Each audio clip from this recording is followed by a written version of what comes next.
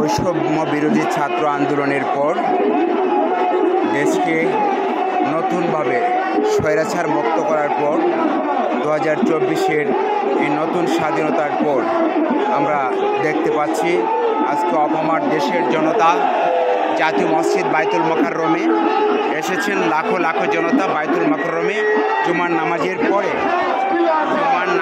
পরে লাখো লাখো জনতাকে আমরা দেখতে পাচ্ছি শান্তি মিছিল করছেন, সমাবেশ করছেন, অনেকে সমাবেশ করছেন, অনেকে মিছিল করছেন বিভিন্ন দাবিতে, শান্তি, ইনসাফ, ন্যায় বিচার প্রতিষ্ঠার দাবিতে অনেকেই বক্তব্য দিচ্ছেন, স্লোগান দিচ্ছেন। এই হাজার হাজার মানুষের মধ্যে দেখা যাচ্ছে একটা অসহায় মানুষ। এই হাজার হাজার তথা লাখো মানুষের মধ্যে আমরা দেখতে পাচ্ছি একটি অসহায় মানুষ, পথচারী মানুষ, আমাদের মতোই রক্ত মাংসে করা এই মানুষটি।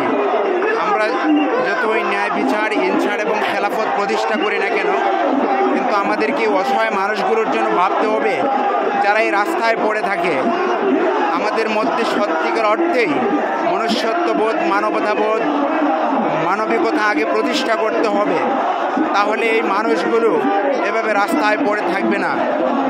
দেখুন, যেদিকেই তাকাবেন, এই মুহূর্তে যেদিকেই তাকাবেন হাজার হাজার মানুষের ঢল, লক্ষ লক্ষ মানুষও বলা যায়। কিন্তু এই মুহূর্তে অতীতেও যখন জালেম স্বৈরাচারী শাসক ছিল, যাদের মধ্যে মানবিকতা ছিল না, তবু তারা মানবতার মা সেজেছেন। মানবতার মা সেজে অসহায়, নির্যাতিত, নিপীড়িত, দুঃখী মানুষ, অসহায় ভাসমান মানুষ, হাজার হাজার ভাসমান মানুষেরা রাস্তায় পড়ে থাকে। এই মানুষগুলো মৌলিক অধিকার থেকে বঞ্চিত। নতুন সরকারের কাছে, অন্তর্বর্তীকালীন যে নতুন সরকার, সেই সরকারের কাছে বিনীত অনুরোধ থাকবে আমার, এই অসহায় মানুষগুলো যারা রাস্তায় পড়ে থাকে, এই অসহায় মানুষগুলোর জন্য যেন তারা আশ্রয়ের ব্যবস্থা করেন। এই অসহায় মানুষগুলোকে যেন খুঁজে খুঁজে নিয়ে তারা আশ্রয়ের ব্যবস্থা করেন, তাদের চিকিৎসার ব্যবস্থা করেন। এটা অন্তর্বর্তীকালীন নতুন সরকারের কাছে আমার বিনীত অনুরোধ।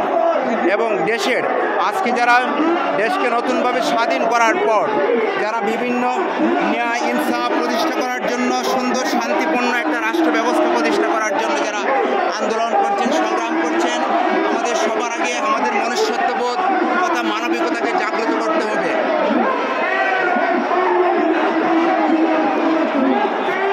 এই অসহায় মানুষগুলো যেন এভাবে রাস্তায় পড়ে না থাকে। আমরা যদি সবাই মানবিক হই, সবাই যদি সবার কল্যাণে কাজ করি, আমরা আমাদের আপনজনকে যেমন ভালোবাসি, তেমনিভাবে যদি অপর মানুষকে ভালোবাসি, বিশেষ করে রাস্তায় পড়ে থাকা অসহায় মানুষ, এই লাখো মানুষের ভিড়ে একটি অসহায় মানুষ কিভাবে পড়ে থাকে, সত্যি এটা খুবই বেদনাদায়ক এবং কষ্টদায়ক।